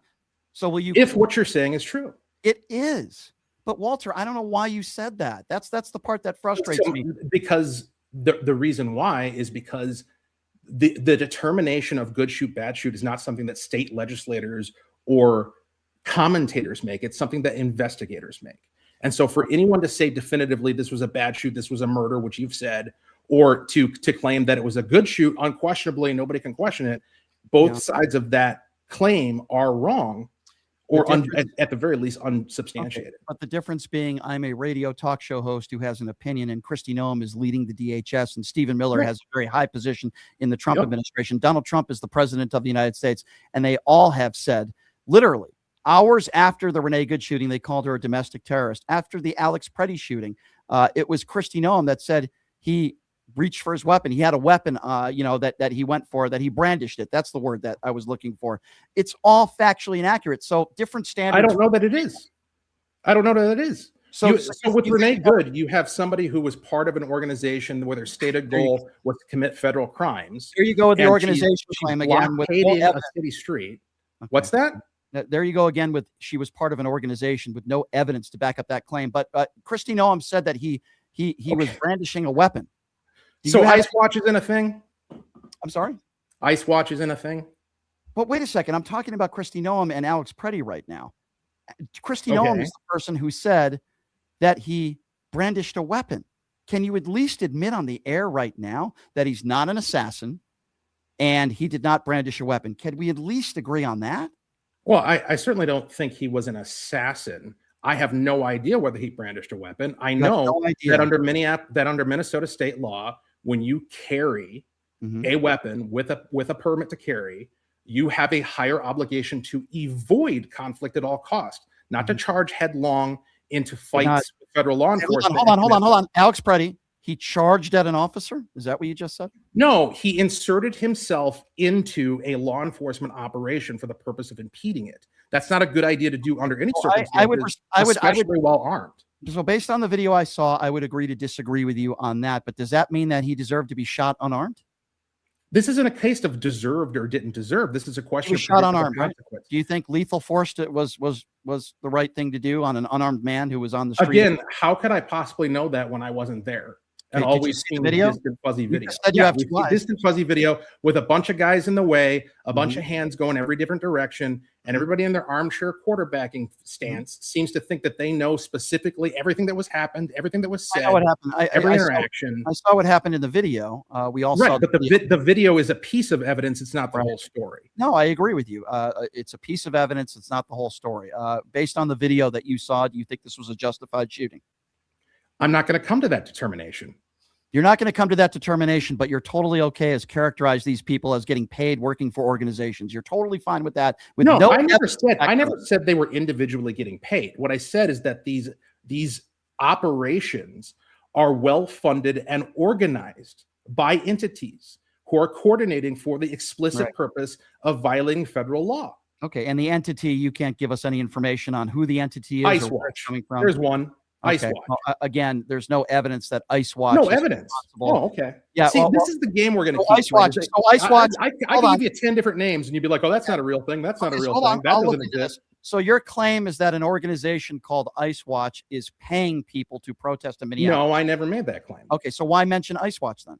You're making the case that because Ice Watch ICE Watch is an organization that has been putting together these operations with the explicit purpose of impeding federal law enforcement. So we're talking about Minneapolis. I said, can you name me an entity that you believe there's evidence that shows that they're paying protesters? You haven't. I never made that claim that they were paying protesters. I said that they are. Do you not? This is a really bizarre conversation. Like, I believe it is. You don't think? I agree so, with you. So the only way that an entity could be financially supporting an operation is specifically by paying the protesters. No, my point that I agree with you. This is very bizarre because you're a state representative and you're making unsubstantiated claims. But here's my thing, right? If you're making the case, which you're trying to make, that some of these protesters are working with organizations and are being organized by the organizations. They're being run by the organizations. And funded is the word that you used. You used that word, not me. Right. Then you have to have some sort of evidence. Otherwise, you could say any protest is being funded. And then I would say, where's your evidence that? Well, I don't know, but they're being funded. Sir, when you make a claim like that, and it seems to bother you more. This is what bothers me about this. And then we can get off this topic. And then we have a minute here left. What bothers me is that it seems like it bothers you more if, and it's not been substantiated by anybody, that some protesters were maybe funded to protest. That seems to bother you more than innocent Americans being gunned down in the streets by ICE goons. That's what I'm getting. What bothers me overridingly, like that, my sole concern at this point is the breakdown of order in my state and in our society.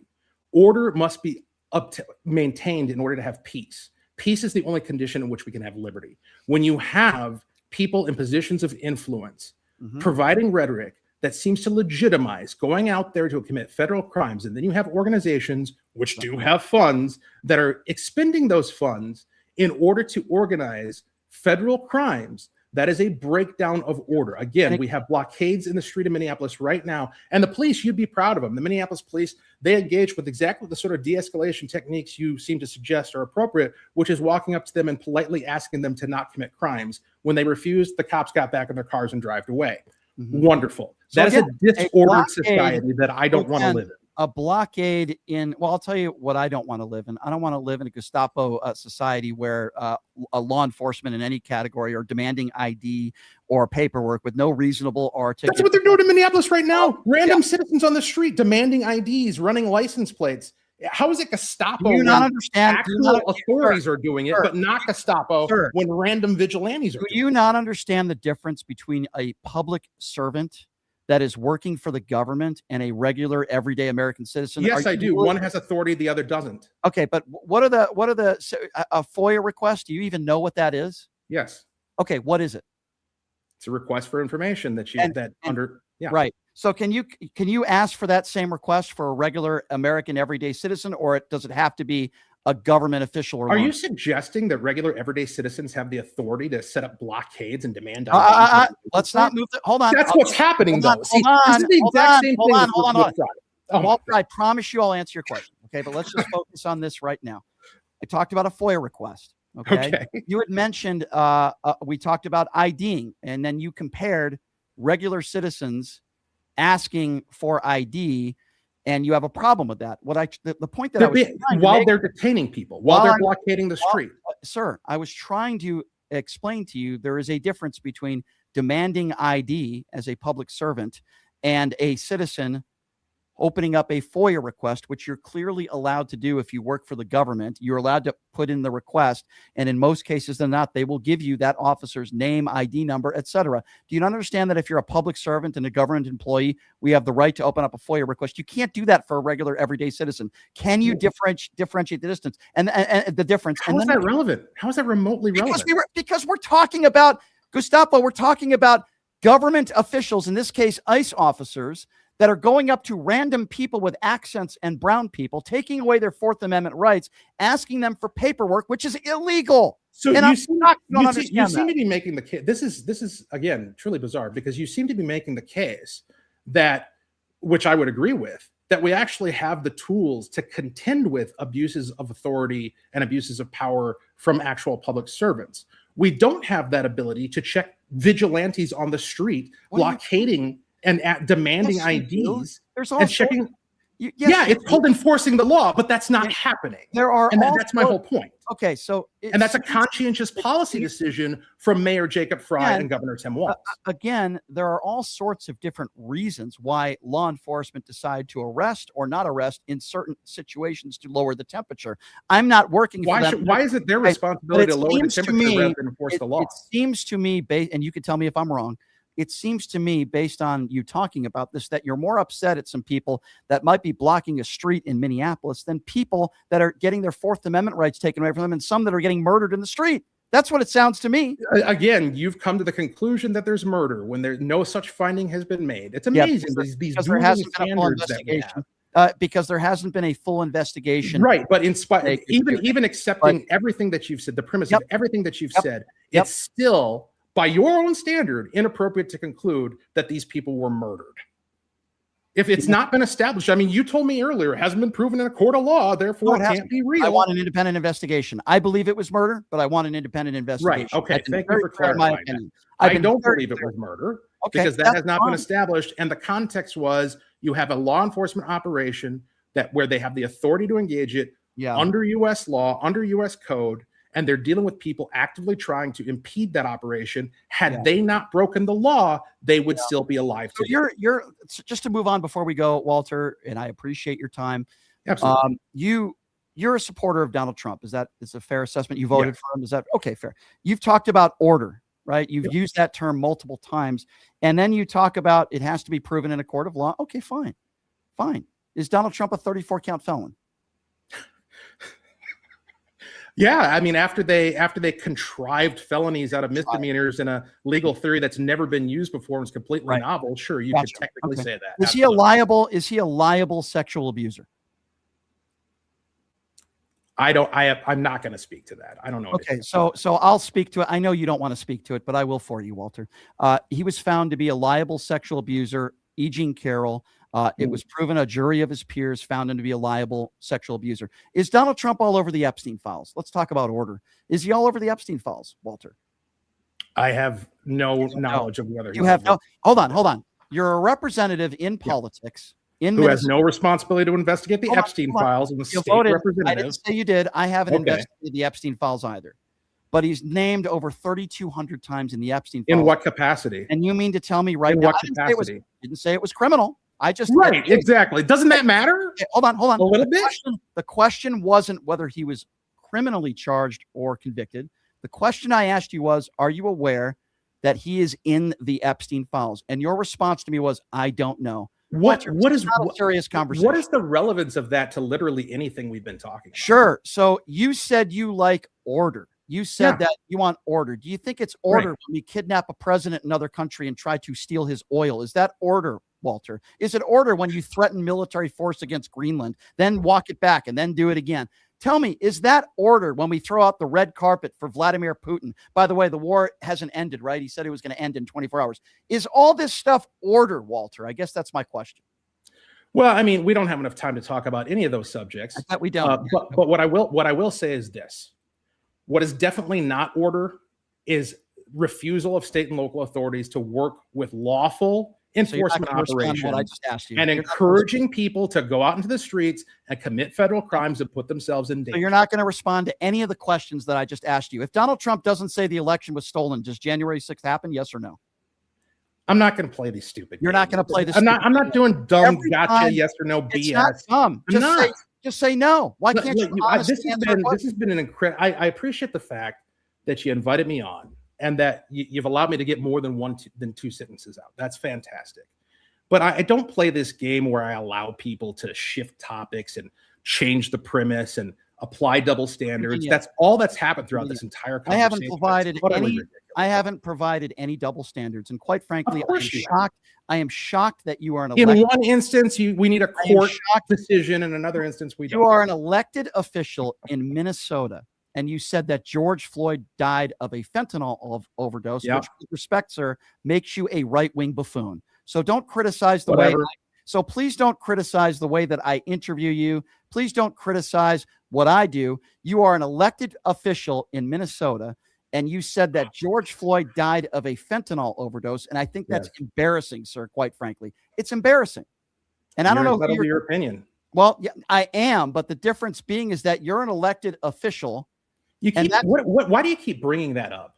Because you're supposed to, you took an oath, and the problem that I have is that you represent your constituents. I sure do. And I would imagine there's a lot of people in Minnesota that disagree with a lot of what you're saying. There's a lot of people in Minnesota that disagree with a lot of things that Tim Walz says. He's still a governor. Yeah, that's the way this works. Not everybody has to agree with you in order for you to be. So what did Governor Tim Walz lie about? Because you lied about George Floyd. You lied about these groups that you claim are getting paid all this, or getting working for organizations and getting funded is the word that you use. You provided me zero evidence. So go ahead and give me something that Tim Walz did was a blatant, flat out lie. I already offered you one that you didn't address. He said that ICE is not law enforcement. They objectively are. Did you see what he said after that, or are you just taking those 4 words? What did he say after that? Yeah. He was specifically talking about cops. They are not cops. They are not local law enforcement. What in this context? How does that matter? So it does matter because they're not allowed to pull somebody over for a traffic violation. There are certain things that ICE officers are not allowed to do. Which you're right. They have more liberty to pull people over. That is not factually accurate, and it is factually accurate. So they can pull people over for any reason if they have reason to suspect that they're in the country illegally. Because he says they're not law enforcement and correlating to local police, which is the context which he was talking about. You make the case that he's endorsing violence, which is the dumbest thing I've ever heard. He's delegitimizing the authority of federal law enforcement officers, unquestionably. He's telling them to get out of the state. What is that? Federal law enforcement officers can't be in the state. They can be in any state they want in any amount they want. So that's their authority under federal law. He didn't say it was illegal for them to be there. He wants them out of the state. Right. But again, you're just ignoring you're ignoring cause and effect. You're suggesting that there's no social impact. There's no impact on a governor of a state delegitimizing federal authority as he knows people are taken to the street to confront that same federal authority. So if you care about you talked about de-escalation. Hold on. If you care about elected officials attacking law enforcement or judges, then why the F would you vote for Donald Trump, who's attacked every single judge he's disagreed with? He's attacked the DOJ. He said the election was rigged. Donald Trump has attacked every entity in our government in every aspect. That's the guy who you voted for. So don't start talking to me and preaching to me about Tim Walz attacks law enforcement when Donald Trump does it every day. And yes, he did call the people who attacked and beat police officers hostages and patriots, and he gave them a pardon. So spare me your BS about Tim Walz and he's not pro-police. It's only pro-police for you guys when it's politically convenient. But the guy has attacked every single judge and anybody in law enforcement who has tried to hold him accountable. Do you see the hypocrisy here, dude? No, I don't, because in one case, you're talking about Trump having specific problems with specific individuals in specific circumstances. And on the other side, you have a categorical delegitimization of an entire federal law enforcement agency. There's a big difference there. And the reason why I voted for Donald Trump is not because I agree with everything he's ever said or done, or I think he's an incredible human being. I voted for him because he's not a communist and he doesn't hate America. He doesn't hate America. Then why would he say we don't have enough talented people here? We need 600,000 Chinese people. Why would he give 20? You care about fraud, right, sir? You've talked about Minnesota fraud, I'm sure, ad nauseum. Why would he help me out understand this? Why would he pardon over 20 people, literally billions of dollars in fraud, and they don't have to pay back restitution? If you care about fraud, have you called him out for that?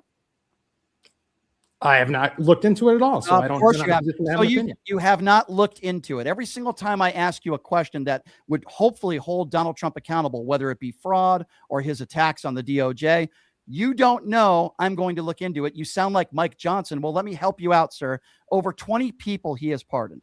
Over 20 people. Billions of dollars of fraud. Not only did he pardon those people, but many of those people, almost all of them, don't have to pay back any restitution at all. If you care about fraud like you claim you do, then why wouldn't you know about that stuff? I guess you voted for him. Because I'm a state representative on the House Fraud and State Agency Oversight Committee, and my job is to oversee state agencies and address the fraud that's taking place here under the Walz administration, ignoring multiple recommendations from the Nonpartisan Office of Legislative Auditor. And that's my focus. I'm not focused on trying to provide oversight to the president of the United States. My question wasn't about oversight. My question wasn't about you being able to do No, anything. you're asking me why aren't I looking into things No. I I didn't ask you. I didn't ask you why you aren't looking into it, sir.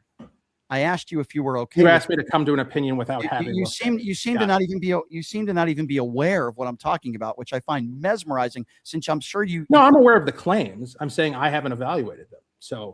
So you don't know about the pardons, and you mentioned Joe Biden's pardon of Hunter, but as a state local representative, you have no problem criticizing Joe Biden, by the way, for pardoning his son who had a gun charge, an unloaded gun for 13 days, and he didn't pay his taxes correctly. But you have no problem looking. He went beyond that. Hold on. Okay.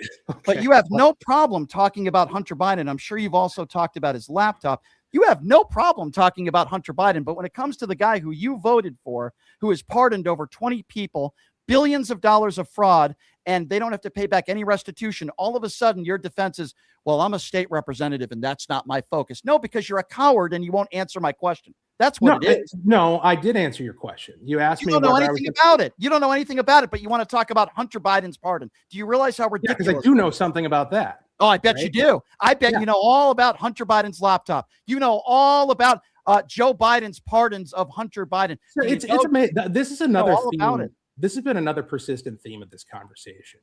Is that you're a buffoon? You come in with the expectation that I have certain knowledge, and if I don't have that knowledge, I have an expectation. An indictment of my character and undermines my argument. When you are a representative in Minnesota, that doesn't mean I have to know everything. I have an expectation that hopefully you're going to tell the truth and hopefully you're going to be fair and you won't make unsubstantiated claims about things when you have absolutely no idea what you're talking about. So forgive me, sir, to have a standard, a basic standard that when you're an elected official, you shouldn't make claims about things when you have no idea what the hell you're talking about. Yes, sir. I would agree, except I would agree with that standard. It doesn't apply here because I do know what I'm talking about. So despite all your bloviating and rhetoric, you haven't demonstrated. Okay. So you know everything about Hunter Biden and no, I didn't say that. This is you twisting words but again. But you do know a lot about it, and you are gladly willing to talk about that, even though you're a state representative. I brought it up as an example in a conversation. I didn't. Have you brought up any of Donald Trump's pardons, like the drug lord a few months ago? What does that matter? Well, what does Hunter Biden's pardon matter? Why did you bring that up? What is the purpose of this ongoing? Why did you bring up? Let me tell you another thing about Trump. Why did you bring up Hunter Biden? Why did you bring up Hunter Biden's pardon? How's that relevant to the ICE operations in Minnesota or the billions of dollars of fraud that's taking place here? Why did you bring up Hunter Biden's pardon if it's not relevant to who Donald Trump? I think, if I recall, I brought it up in response to you listing off pardons. So I was saying this is something presidents do, right? They pardon people. Okay, but you're unaware of some of Donald Trump's pardons, but you know every pardon that Joe Biden. No, I don't know every pardon of Joe Biden. Apparently, I have to. Apparently, that's a requirement, is to just know everything in order to have an opinion. I didn't. Have you? That's all I asked. I think we're having some technical glitches. I didn't. Yeah. My question was, have you ever voted for a Democrat? That's a good question. My first vote I ever took was for Jesse Ventura, who was an independent and ended up winning the governorship of the state. I thought he was a really good. I'm pretty sure I've been fairly consistent Republican since then, although not always whoever they nominated. In fact, in 2016, I didn't vote for Donald Trump. Okay. Who did you vote for? I forget the name of the guy. There was some other Republican who was challenging him in the primary or was running independent or something like that. I don't recall. Walter, I appreciate you. Spirited conversation. We are having some technical difficulties, and I apologize for that. I do appreciate you coming on, Walter. Thank you so much for being here. I do appreciate you, and you're welcome back anytime, okay? I appreciate it. Thanks for reaching out. All right. Thank you, Walter. There you go, everybody. That's Walter Hudson. We're having more technical difficulties, so we're going to take a quick break, and then when we come back, we're going to be playing some audio for you when we come back. You're listening to Pushing the Limits right here on KSHP. Who would have thought there'd be so many kids playing ice hockey in the desert? Jake Helb's Hockey Foundation and the Las Vegas Ice Warriors, founded by Gina Yusufzai 8 years ago, made it possible. Who would have thought there'd be so many kids playing ice hockey in the desert? Jake Helb's Hockey Foundation and the Las Vegas Ice Warriors, founded by Gina Yusufzai 8 years ago, made it possible for families who can't afford the equipment and fees. Donate today at www.hockeyforkids.org and help us continue making a difference. Join us in supporting Jake Helps Hockey Foundation and the Las Vegas. Our website is www.org.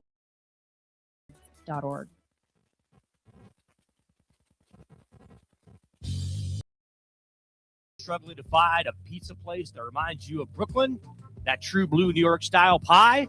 Well, worry no more. Stallone's Italian Eatery Pizza is a knockout. We're located at 467 East Silverado Ranch Boulevard, just off of Premier Road, half a mile east of South Point Casino, just minutes from the Las Vegas Strip. Come by and grab a slice of pie.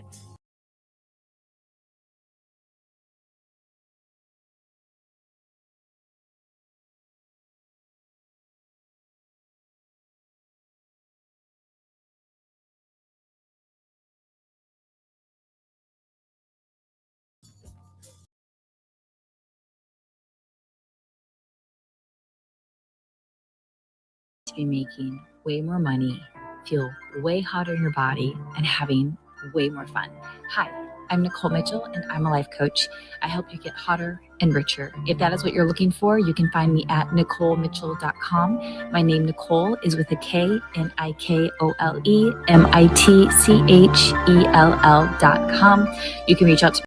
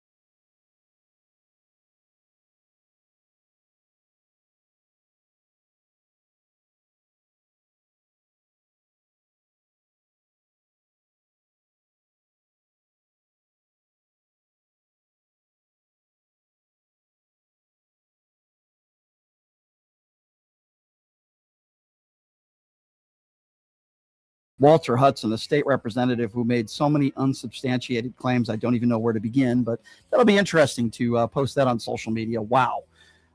So, ladies and gentlemen, we do have the Super Bowl this weekend, and it is peak season, and MyBookie's built for it. Same account, same wallet, sports, casino, reloads, live bets, everything you need. And here's the best part: if you go to mybookie.ag and use the promo code LIMITS, you're going to get up to a $500 bet back bonus. Check them out. You go to my Facebook page, you'll see the link there.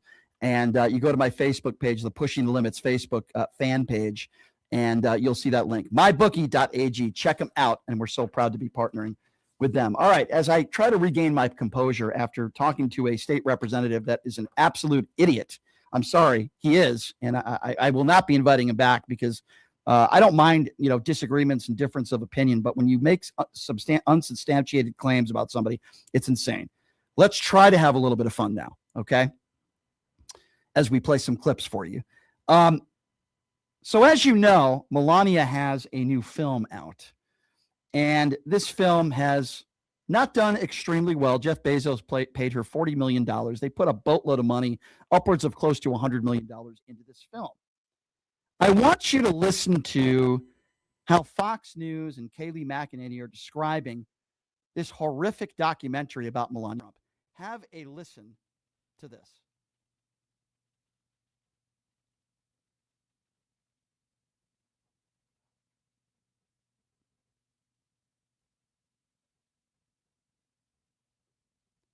All right, let me try to intro that again as we're still having some technical difficulties. So Melania Trump, as I mentioned, has a new film that is coming out, or actually has come out. And I've talked about this because it did not have a very good opening weekend. It didn't do very well. And a lot of people in Trump's administration did not walk the red carpet. So I want you guys to listen to Fox News and Kayleigh McEnany. Whoop, I think we just played. Okay, let's try that one more time. Okay. So Melania Trump has a new film out. It's a documentary about her life. And Melania Trump is claiming all over the country, and so is her husband, at how great this film has done and how much money they're making when she was paid $40 million from Jeff Bezos. Now, we all know the truth. There's nobody that really wants to see this movie. And if they have, they did it because they had to, or they were forced to, or maybe they were paid to do so. So this is Kayleigh McEnany on Fox News that is discussing how she went with her mom to watch Melania. Watch this. It soared past expectations, bringing in more than $7 million at the box office in its opening weekend. Now, that is the most of any non-concert documentary in a decade. Now, legacy film reviewers were so certain that it wouldn't do.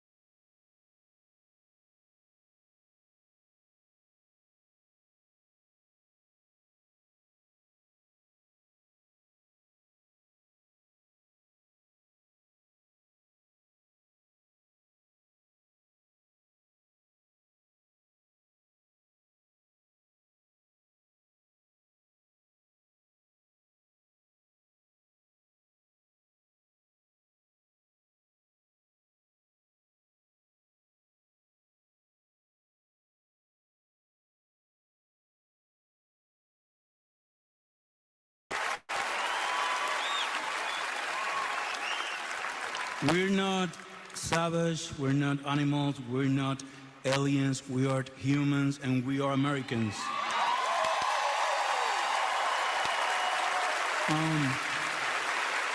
Also, I want to say to the people, I know it's tough to know, not to hate on these days. And I was thinking, sometime we get contaminados. I don't know how to say that in English.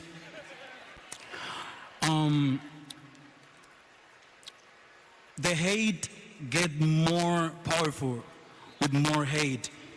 The only thing that is more powerful than hate is love. So, please, we need to be different. If we fight, we have to do it with love. We don't hate them. We love our people, we love our family, and that's the way to do it, with love. Don't forget that, please. Thank you. Thank you, God. So there you go. There's Bad Bunny. And by the way, I love what he said. I absolutely love what he said last night. And I also want to play you Billie Eilish. So this is what Billie Eilish had to say last night. She talks about this being stolen land. There's a lot of people on the right that disagree with the statements of what she said, but here's what she had to say. Is illegal on stolen land.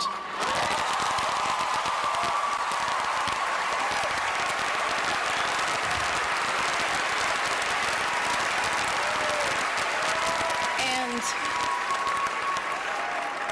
yeah, it's just really hard to know what to say and what to do right now. And I feel really hopeful in this room, and I feel like we just need to keep fighting and speaking up and protesting, and our voices really do matter, and the people matter.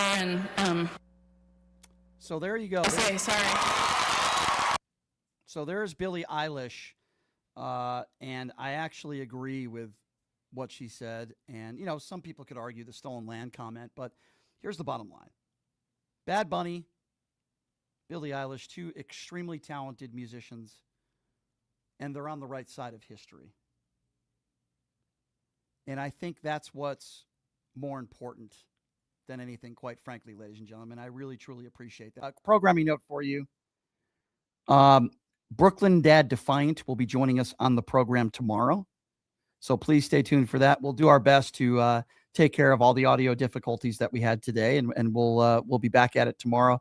Obviously, same time, same place. We asked you guys to go on the website, which is pushingthelimits.live. Again, the website is pushingthelimits.live, where you can make donations and support what we do. Real quickly here, I did do the Piers Morgan show earlier today. It's going to be airing either today or tomorrow. I'm not sure if it's already out or not. It might be aired today or tomorrow. I debated Benny Johnson and Blagojevich. So it was quite an interesting, I guess you could say quite an interesting experience I had earlier today. I did call Benny Johnson a right-wing cuck. I did say that. So you guys will enjoy that, I'm sure. And it was a good debate. It was a good conversation. It's always fun going on Piers. Also, I did a 4-hour debate yesterday with Andrew Wilson. 4 hours. Actually, I think it was a little longer than 4 hours, actually. We talked about the ICE shootings, which he tried to defend. We talked about the Epstein files and Donald Trump, which he tried to defend. So it was it's up on my YouTube page, by the way. So you can see the entire debate. It was last night. It's up on my YouTube page. It was 4+ hours. Comment on it. Give me the like sign. Do whatever you'd like to do. We want you to be interactive there. And please check out my website, which is pushingthelimits.live. I promise you we will take some calls tomorrow. And again, I apologize for all the technical difficulties we have. We'll get that situated, and we'll work on it. You know, live radio show, this happens from time to time. So we'll get that all cleaned up for you for tomorrow. We appreciate you guys very much. We'll see you tomorrow. Have a great day.